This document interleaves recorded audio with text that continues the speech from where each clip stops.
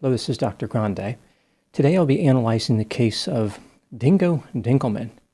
First, I'll look at the background of this case, move to the timeline of the incident, then offer my analysis. Grande Dinkelman was born on June 15, 1980, and lived in South Africa. He went by the name Dingo. He went to college, worked as an investment broker, then developed an interest in reptile conservation. It seems like an odd change. However, some might argue that both jobs involve snakes. Dingo found work in wildlife conservation, which included rescuing and rehabilitating animals. At some point, Dingo married a woman named Kirsty, and the couple went on to have 3 children, Taylor, Maddie, and Rex.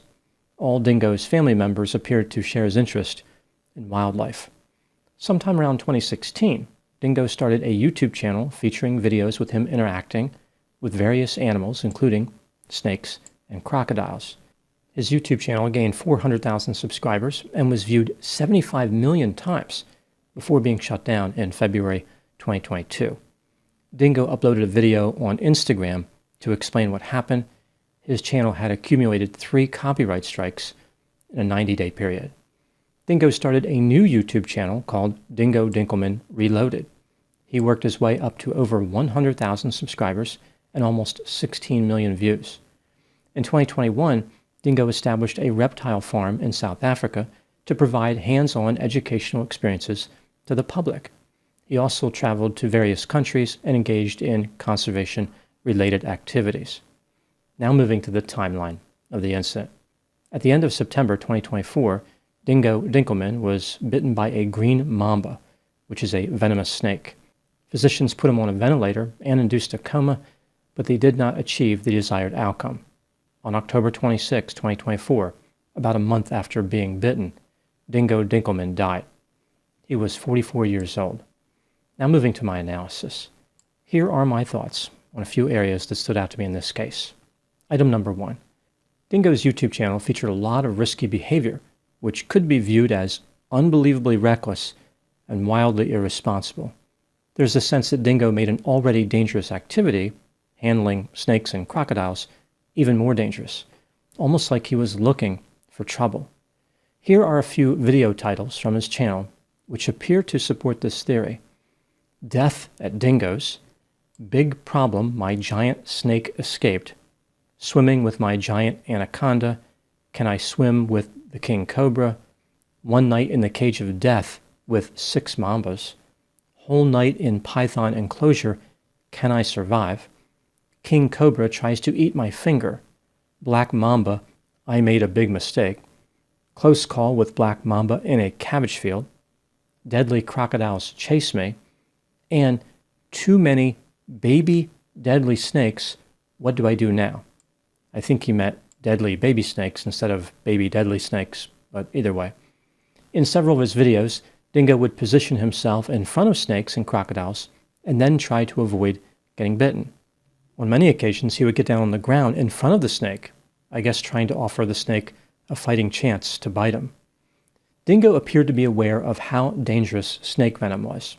He often discussed the properties of the venom, like the neurotoxicity, the mechanism of death, and the probability of surviving a bite with or without antivenom. His videos were frightening to watch. A viewer is always thinking, what's going to happen to Dingo? Is he going to survive this episode? I think this is exactly what Dingo was trying to achieve. He wanted people to believe that he was inviting death at every turn. As it turns out, I guess he was pretty convincing. Item number 2. Dingo sustained many injuries in his career as a conservationist. In 2003, he went into a coma after being bitten by a black mamba. He survived that encounter, but it did not discourage him from his reptile-focused career. In 2019, when he was in the Amazon rainforest, Dingo was bitten by a leopard water snake. He said that he dropped to the ground and had trouble breathing, convinced he was dying in the middle of the jungle. His life was saved by a medic who was with the filming crew. After this incident, Dingo talked about how he was allergic to the type of venom found in cobras and mambas, but he didn't think that he was allergic to the type of venom in leopard water snakes. During a video where he was handling a cobra in July 2023, Dingo indicated that if he was bitten by a cobra, or by a mamba, he would definitely die without antivenom. Another way to look at this is that Dingo may have believed that antivenom would definitely save his life, like it gave him a false sense of security. Dingo was a man with a venom allergy who spent his career around venomous snakes. He should have known this was not an ideal career choice. On top of that, he took a lot of other unnecessary risks. When somebody is bitten by a cobra or a mamba, the venom paralyzes them and they stop breathing. This is usually how the person would die. But with Dingo, he had this allergic reaction to the venom. So he was at a much greater risk than somebody without the allergy. He had one additional way to die from the venom, and he was particularly susceptible to this. Like, this allergic reaction was extremely dangerous.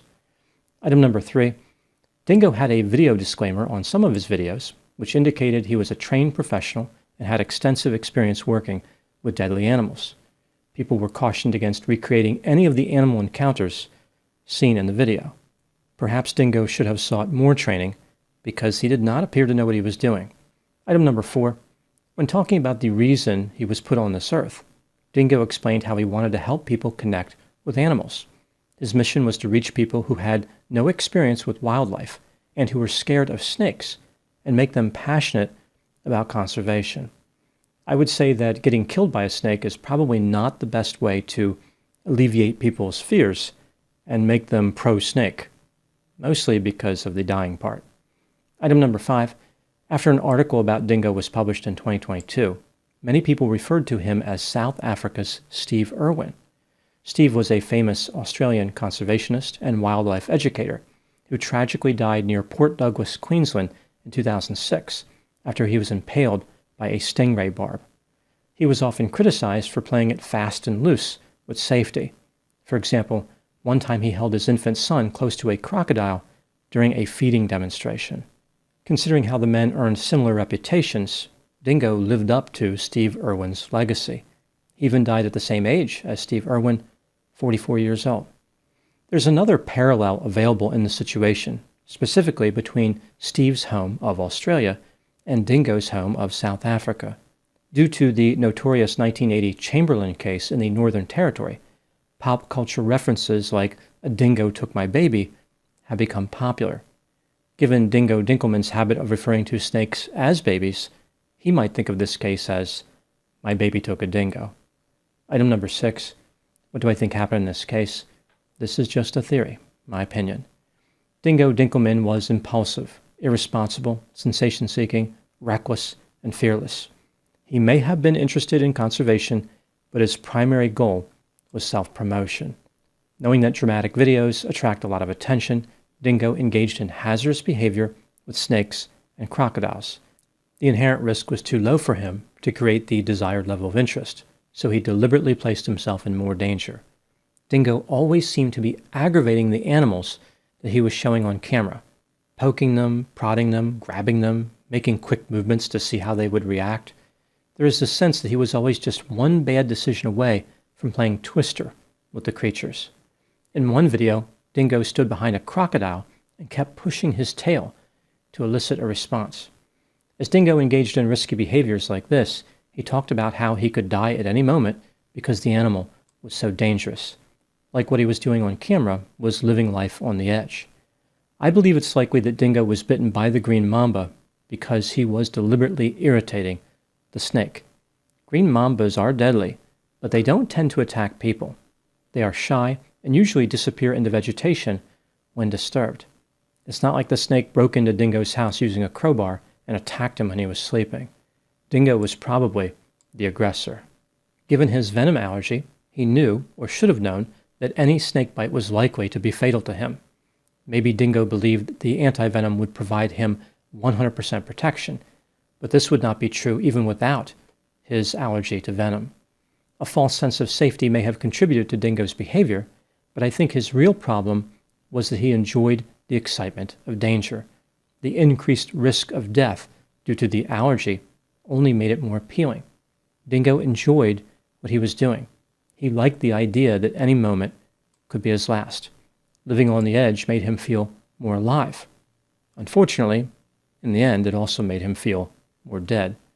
I don't know if Dingo believed all his talk about flirting with death, but based on the outcome, he should have. Now moving to my final thoughts. People who die tragically like Dingo Dinkelman tend to be remembered fondly, at least in the immediate aftermath. I'm sure that Dingo had many redeeming characteristics and wanted to make the world a better place, particularly for wild animals. He had a noble mission, but how he tried to achieve that mission was deeply flawed. There has already been some negativity toward Dingo despite the normal grace period that typically exists.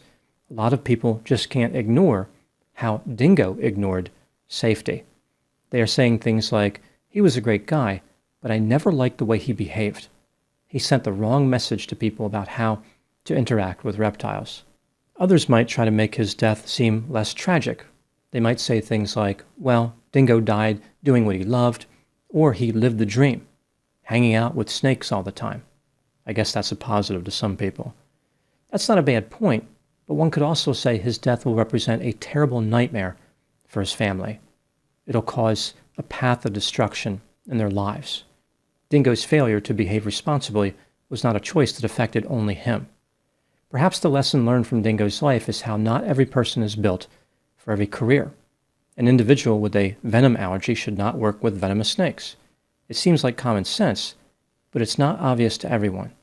Dingo's life has become a metaphor for observing dangers without truly understanding them. He embodied the phrase, if it was a snake, it would have bit you. Those are my thoughts on the case of Dingo Dinkelman. Thank you so much for watching. I'll talk to you soon. Some people are wired to create risk in order to get more pleasure from life. Like they make things more dangerous because they need that to feel alive. This can occur in many different ways. Some methods are antisocial, like committing crimes or using drugs. Those activities are exciting to some people. Other methods are prosocial, like fighting fires or being a soldier.